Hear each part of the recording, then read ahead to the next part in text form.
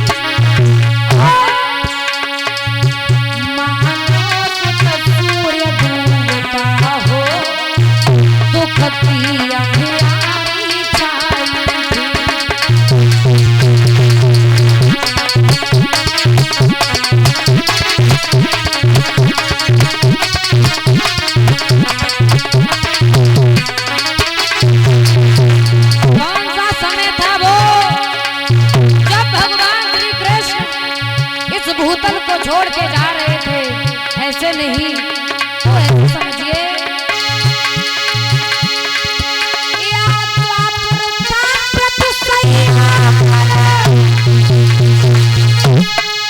कलयुग का रूप पलने पापों का उदय हो रहा था, पुण्यों का रवि ढलने पर था।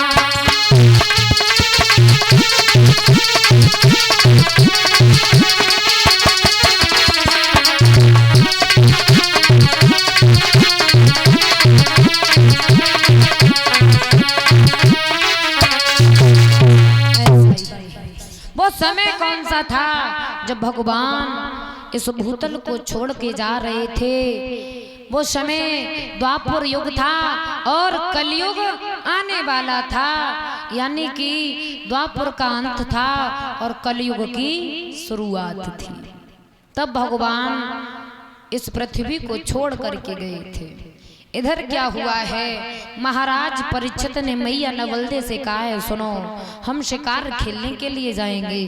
तो मैया नवलदे कहने लगे, शिकार खेलने के लिए जाओगे, चले जाओ, लेकिन समय से वापस लौट के चले आना।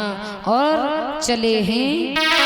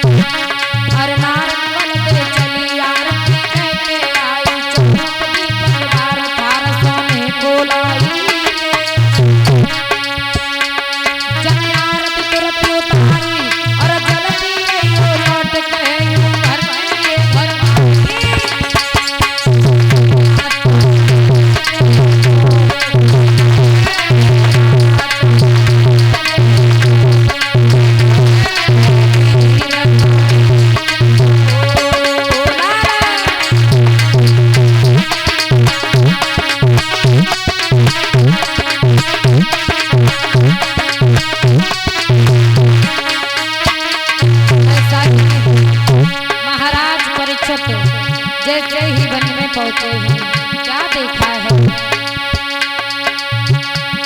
अरे चले परीक्षित तीर दियो घोड़ा को बढ़ाई, पहुंचे वन में गाय नजर तो उन्होंने घुमाई।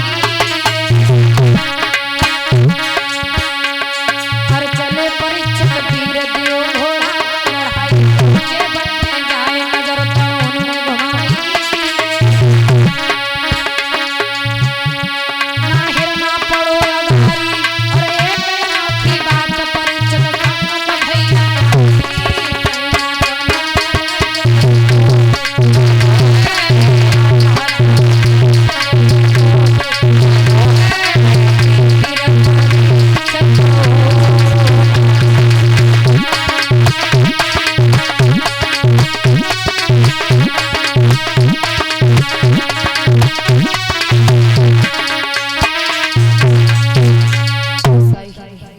महाराज परीक्षित घोड़ा की सवारी करने के बाद जैसे ही जंगल में पहुंचे हैं, वन में पहुंचे हैं, एक हिरन देखा है।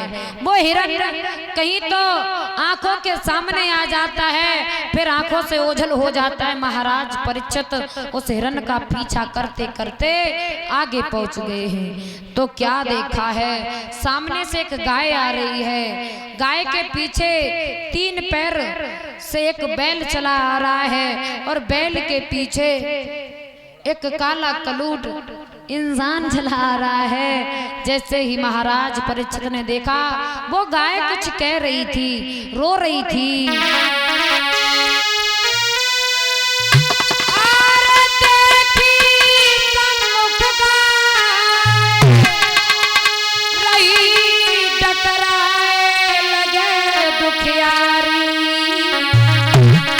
और खेलता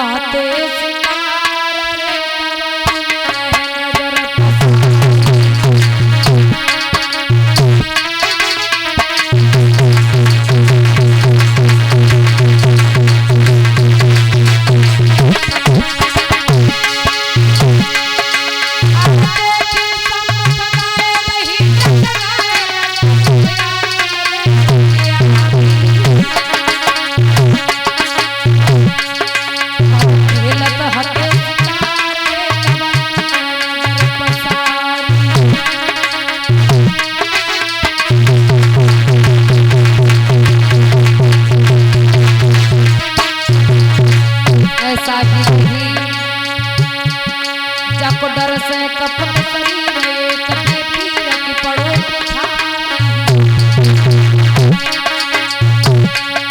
जाको डर से कपट शरीर कटे पीर की पड़ो आरो पीछे से बैल बड़ो दुखियारी, आरो पीछे से बैल बड़ो दुखियारी।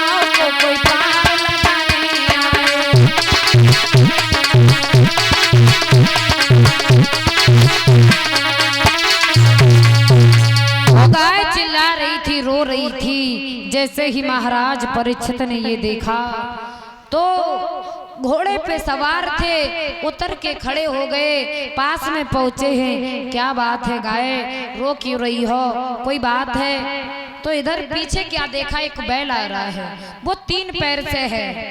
तो आज गाय ने तो कुछ नहीं कहा, तब तक वो बैल कहने लगा है, सुनो महाराज परीक्षित, आप जिसे गाय समझ रहे हैं वो गाय नहीं बल्कि पृथ्वी है, और पृथ्वी पर इतने अत्याचार होंगे, इतने अत्याचार हो रहे हैं, तो ये पृथ्वी अपनी जान बचा करके भाग रही है। और मैं कोई बैल नहीं हूँ, मेरा नाम है धर्म।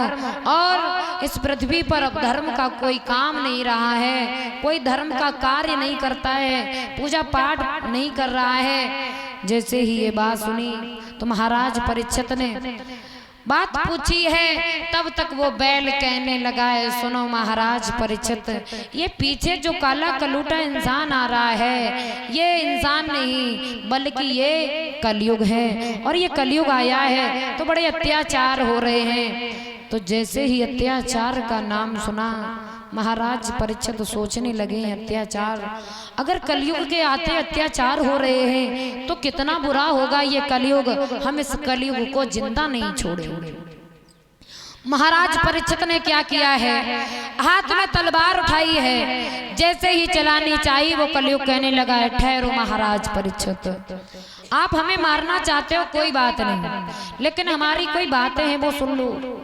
पहले सतयुग आया तो आपने कुछ नहीं कर पाया, उसके बाद त्रेता युग आया तो भी आपने कुछ नहीं कहा, द्वापर युग आया तब भी आप शांत बने रहे, मेरा युग आया तो आप हमें मारना चाहते हो। जिस तरीके से 3 युग महाराज ब्रह्मा जी ने भेजे हैं, उसी तरीके से मेरा भी यहाँ पर अधिकार बनता है, तो आप हमें मारना क्यों चाहते हो? और तुम ये कह रहे हो कि मेरे अंदर अवगुण हैं। अरे अवगुण तो सबके अंदर होते हैं और गुण भी होते हैं, ऐसा कौन है जिसके अंदर अवगुण नहीं है? तो जैसे ही ये बात कही, महाराज परीक्षित कहने लगे हैं, कहना क्या चाहते हो? तो आज वो कलयुग कहने लगा है, भैया सीटी क्यों मार रहा है?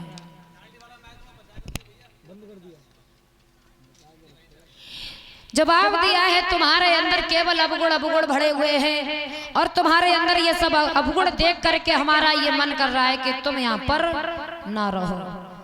तो आज वो कलयुग कहने लगा है, सुनो महाराज परीक्षित, दोष सब में बताए गए, दोष तुम में भी हैं और दोष हमारे अंदर भी हैं। और कहा है कि कस्तूरी में है दोष जो परंग नाय लाई है, और सोने में है दोष जो सुगंध नाय लाओ है, और राम में है दोष जो सूपड़ खा की नाक काटी, और रावण में है दोष जो सी